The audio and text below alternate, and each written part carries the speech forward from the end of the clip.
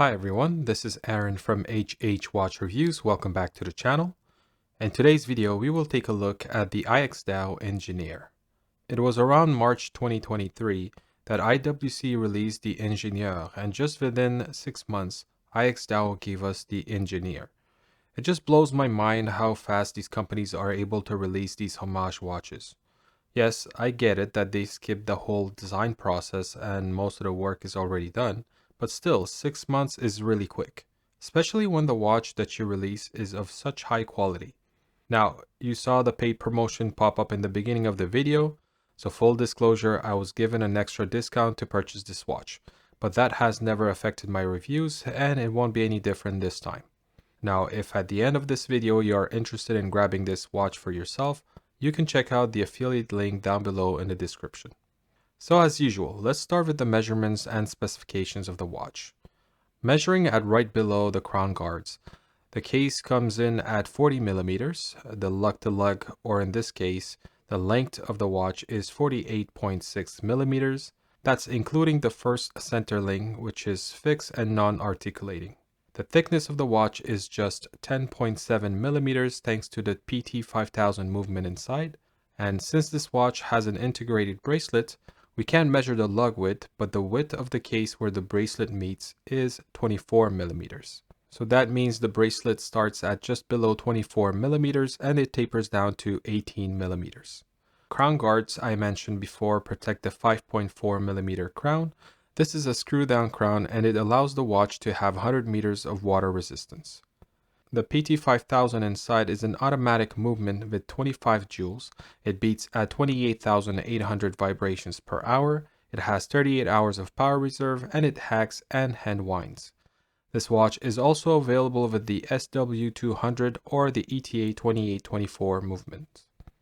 When this watch was first released, there was 4 dial variants available: the black, blue, gray, and white.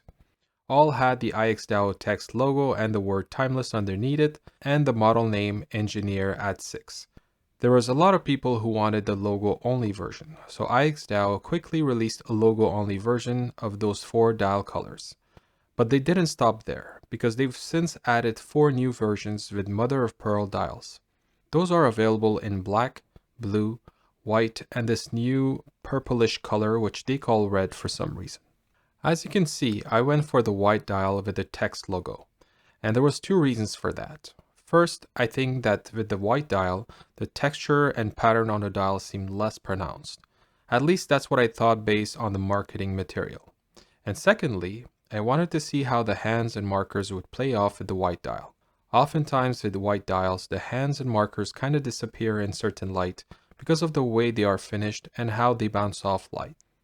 Some brands will fix that by making the hands and markers a little darker. For example, the Seiko SPB313 that I used to have had a darker tone to the hands and markers, which made them very easy to read no matter what light condition I was in.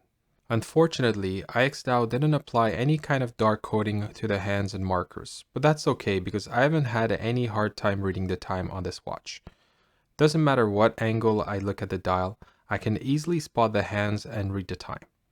The sapphire crystal on the watch is flat and it has a good amount of clear anti-reflective coating, so you won't see any kind of distortions at angles. Once again, that helps with legibility. It also helps that the proportions of the hands and markers are spot on. All 3 hands have the appropriate length. The hour hand reaches the hour markers, the minute hand covers the minute markers, and the second hand touches exactly the middle of the minute track around the dial. I just hate it when the hands of a watch aren't the right length. Like you can tell that they just took hands from another watch or from their bin without thinking about proportions in relation to the markers or the dial. There is BGW9 lume on the hands and markers and it glows very bright. It doesn't last very long because the area filled with lume is very thin, but it's more than enough. The date on this watch is at the 3 o'clock and the date window has a nice frame around it to match the markers. The date disc is color matched to the dial. You can't tell on mine since it's a white dial and a white disc, but the other colors have a color matching date, which is very nice. Now coming back to the texture on the dial. There is these raised lines and like these little square grid pattern structure.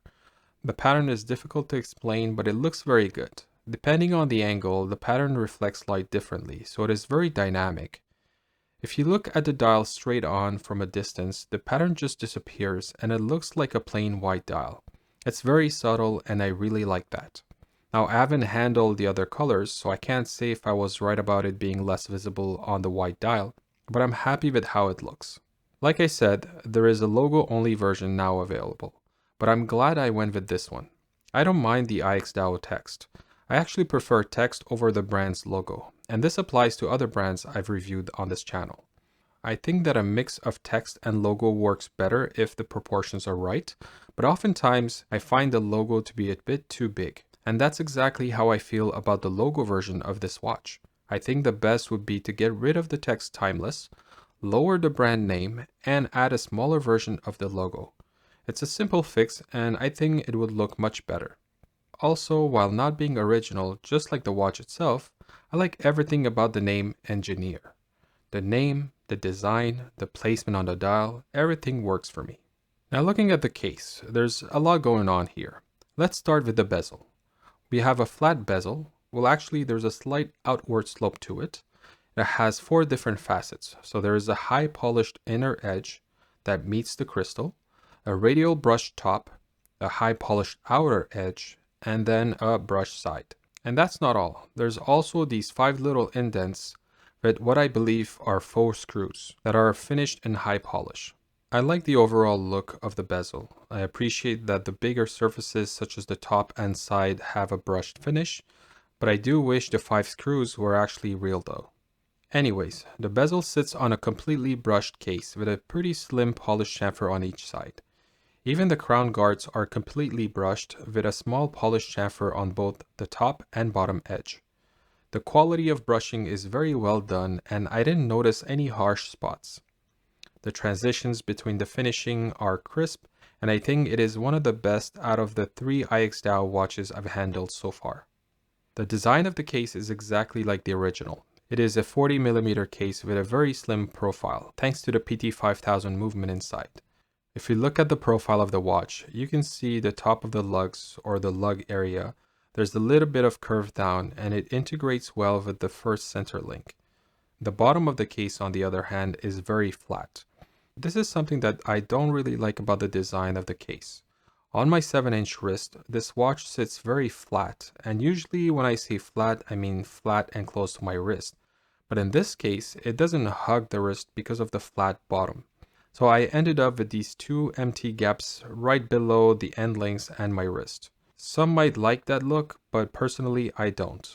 I do like the addition of the crown guards though. I like how slim it is and the long shape of it. It adds a little extra design element to the case and I think it looks very good.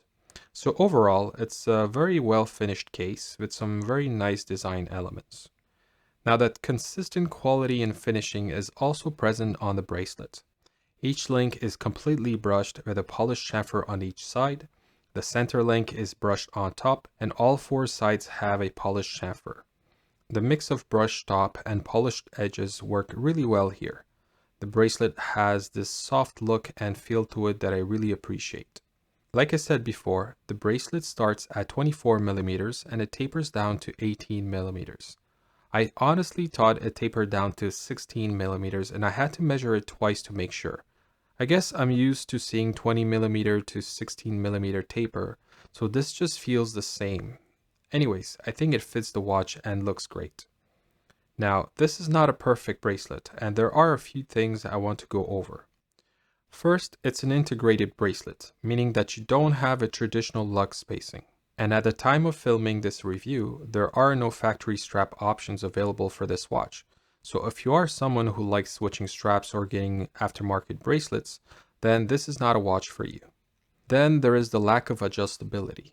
This bracelet has a butterfly style clasp with no micro adjustments, and there are no half links. So getting a proper fit is going to be a challenge. I had to remove 2 links to fit my 7-inch wrist, and it's still too loose. Removing another link makes it unwearable. The bracelet also catches and pulls on my arm hair, which often happens when I don't have a good fit. Also, for those with bigger wrists, the 2 links I removed will add an extra 0.64 inches, which is about 16.3 millimeters. So this watch will most likely not fit a wrist that is over 8 inches. And the last niggle I have with this bracelet are the sharp areas. Usually there are sharp edges on these Aliexpress watches, and it's at the bottom edge of each link. But in this case, it's these 2 specific places. The first one is the bottom of the first center link that attaches the bracelet to the case. This area right here. It's pointy and sharp, and I will sometimes feel it while wearing the watch. Again, this might be because it's too loose on my wrist, but still, I can feel it. The other sharp area I noticed is the corner of the H-link. All of the H-links have it, but the one that bothers me is the link where the folding mechanism of the clasp meets. Here's what I mean. Because the folding portion of the clasp rests on that link, it pushes it just enough for the corner to be exposed. It's very noticeable when I run my finger down the bracelet like this. So overall, I really like the way this bracelet looks. I love the H-link design and the different polished facets mixed with the brushed surfaces.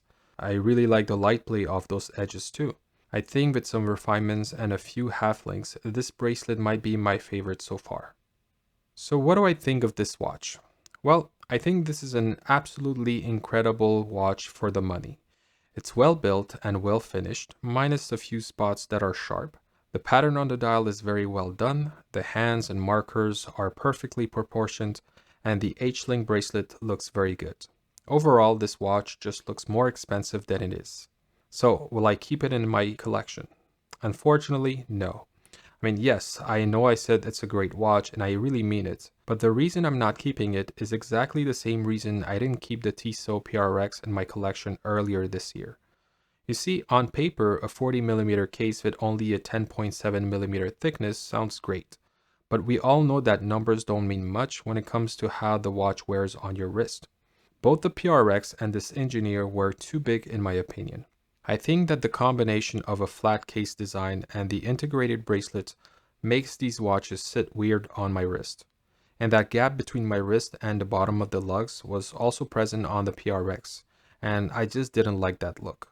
Now, a few weeks ago, I tried the 35mm PRX at the AD, and honestly, I can't stop thinking about it. So IXDAO, if you're watching this video, please make a smaller 35 to 36mm version of this watch with the same great dial to hands proportion, and I think you'll have a hit. I'm sure this watch is already a hit for IXDAO, but a smaller version would really be amazing. And that wraps up my review of the IXDAO Engineer. I want to know what you guys think about this watch, so leave a comment down below and let me know. As usual, if you enjoyed this video, please like it and share it with a friend or two. And if you want to see more watch content, please subscribe to the channel and click on that notification bell to be notified when I upload new videos. As always, thank you for watching, and I'll talk to you on the next one.